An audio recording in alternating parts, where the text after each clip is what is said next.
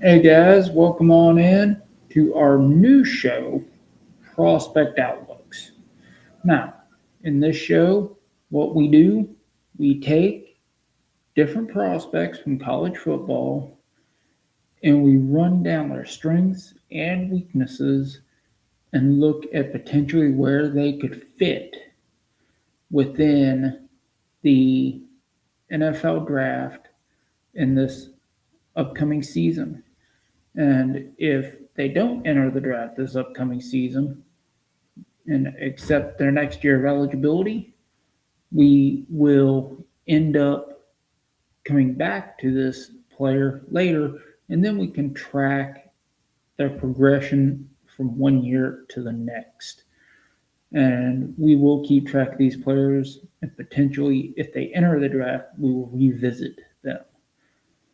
And in the very first episode, I chose a player that I think is a very good prospect to look at, and that is Ohio State quarterback Julian Sayin. Now, for a quarterback, he's a little bit undersized. Look at kind of Baker Mayfield size in that 6'1", 208 pounds. Probably beef up a little bit this season. Probably be around 210, 215 by the time he's draft eligible by the end of the year. He's a redshirt sophomore, so he could come back. And he was a 2025 Heisman finalist. He also he was also third, I believe, in completion percentage all time. Well above 70%. I think it was 72.4% last season, I think was the number. So it is. So right now, Julian Sayin's got a big future ahead of him. He's got some good strengths, some things I think he can latch on to, and he's got some weaknesses, some things he needs to clean up. One of the things that is really, I really like about him, really like, is his quick release. Boy's quick as a hiccup. He gets the ball, he holds it just high enough to where he can get it out, he can get it out quick. So when he holds the ball and he has it back here, he holds it about right here. I don't like that because that creates a shot put motion. But what he does is he holds his arm back far enough where it's right close to his body. Boom. Boom. And gets it up there. Boom. Boom. Quick. And that is something that I think works in his favor because that means his offensive line doesn't have to hold blockers as long. Now, accompanying that is he has very good pocket presence. He knows where he is in the pocket at all times. He has good eyes. Always keeps his eyes downfield. You see him roll out of the pocket or he gets flushed out of the pocket, his eyes are always downfield. He always wants to pass first. And that's another trait that I love. He is a pure pocket passer. He always wants to pass first. But he's also incredibly athletic. He's not afraid to run. So when he sees a running lane, because he always keeps his eyes downfield, he's always going to see the lanes. So when he sees a running lane, he is athletic enough to run. He's athletic enough to get out of the pocket. I would actually like to see him do it more because right now he hesitates a little bit to run. He wants to stay in. He wants to make the throw, which is admirable when you've got that type of athletic ability. If you see the lane and you can get a first down, you got to get up and go. Can't always stop and wait on that type of thing. So that's something I want to see him do more because he does have the athletic ability to get up and go. And he does have the good eyes in the pocket. Now, he also has good footwork. That's something I like about him. He always keeps his feet under him before the pass. Now, he does tend to stride a little too far when he's trying to put a little bit of emphasis on the pass, try to get more strength behind it. And these are a couple things I want to pinpoint here with Julian Sayin. Yes, he does do a good job, does have a quick release. But one thing he does, like I said before, he holds the ball down here. This is a no-go. This is about armpit level. That means you're going to be shot putting the ball more than you're throwing the ball. And that's something he has to work on. He's not one of these college shot putters. He's not an Olympic shot put athlete. He's got to get the ball at least up here to shoulder height. Because right now, he's down around armpit. He's got to get that up a little higher. So when he hits that quick release of his, it's boom, boom, boom. It's out more quickly, and it gets a little more touch on the deep pass. Because that's what we want to see.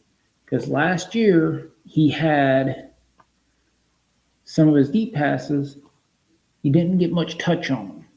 They were straight lasers. And that's fine when you're getting Tate and Jeremiah Smith and those guys catching the ball. But you're not always going to have those guys catching the ball. And this year, you've got a lot of unproven guys. You got tight ends who aren't exactly. He lost his top two tight ends to the NFL draft last year. I think one was drafted late and one was undrafted, but they both signed with teams. He lost his number 1A receiver, number 2 receiver, Carnell Tate, Carnell Tate to the draft. And he was taken top 10 pick.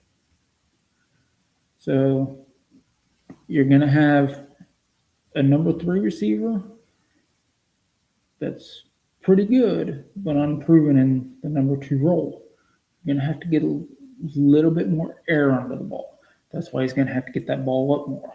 Can't be shot putting it. You're going to have to get a little more arc under it because you're outside of throwing it up to Tate or outside of throwing it up to Jeremiah Smith. You're not going to have Tate on that other side. So you're going to have to get the air under it.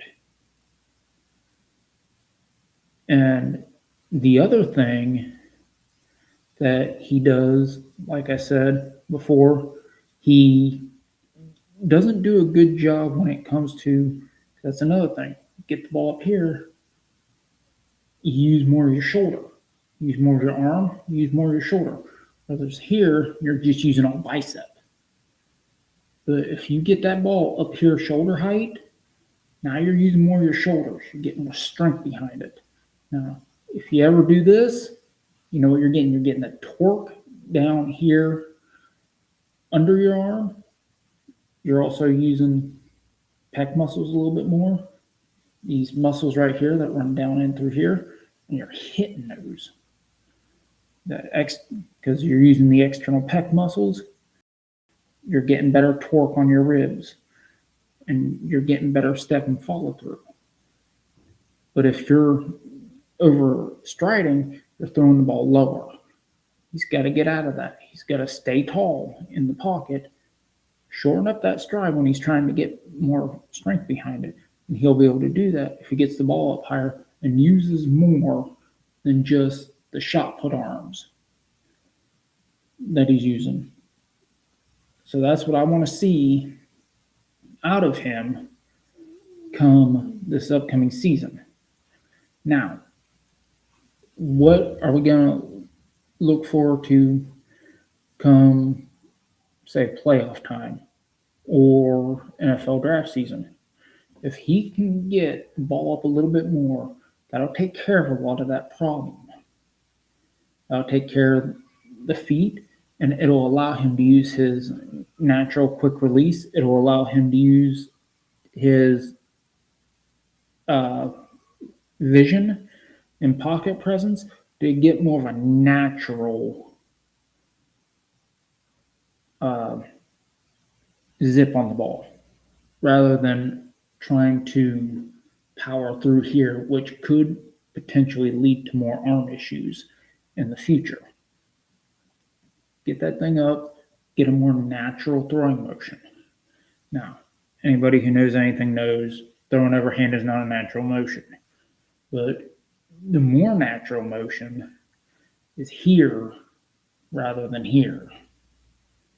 So he's got to get that ball. He's got to stop throwing it from here because that puts a lot more torque on the elbow. Not only the muscle up through here, but it'll take a lot more torque on that elbow, which could lead to injuries. Pitchers had these issues with Tommy John injuries where you're overextending that elbow, and then you have to end up having a piece of sometimes, I think most of the time they take it from the leg and put the muscle in the elbow. So he's got to, that's one of the reasons a lot of quarterbacks with the lower motion don't last. Got to get that ball up there. Now, if he can do that and he can shorten that stride naturally, I think you're looking at a top 3 to 5 draft pick in the NFL. And I think you may be looking at Ohio State getting to, if not winning, another national championship. So right now, everything we're looking at for Ohio State this year is going to be on the backs of Julian Sayin. Watch his arm movement. Because his arm movement and how he throws the ball may determine his success this year and may also propel him to the Heisman Trophy. Because if he wins the Heisman Trophy, there's a good chance he ends up being a top 2 pick this year in the NFL draft. And if that's the case, it's going to be hard to turn down going pro. So there's your preseason breakdown on redshirt sophomore, Heisman finalist, Julian Sayin. I believe he's still a redshirt sophomore. Going to check this to make sure I'm not talking up my rear end here.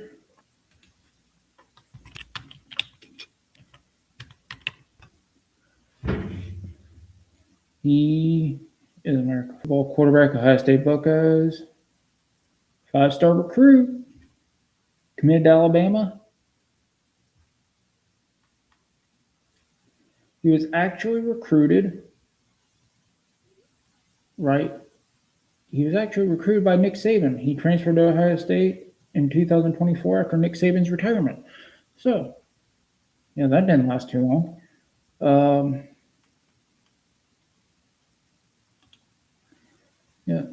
We're going to go back to ESPN here. ESPN still has him as a redshirt sophomore. 32 touchdowns, 8 interceptions, 88 QBR. So we're going to go with that. We're going to say, hey, guys, redshirt sophomore, Julian Sayin. There's your breakdown. He adds a little bit more weight, adds about 5 pounds of muscle, gets that throwing motion in gear, maybe looking at the best quarterback in college football next year. So I am Joseph Potter. This is our first episode of Prospect Outlooks. And remember, this shot's on us.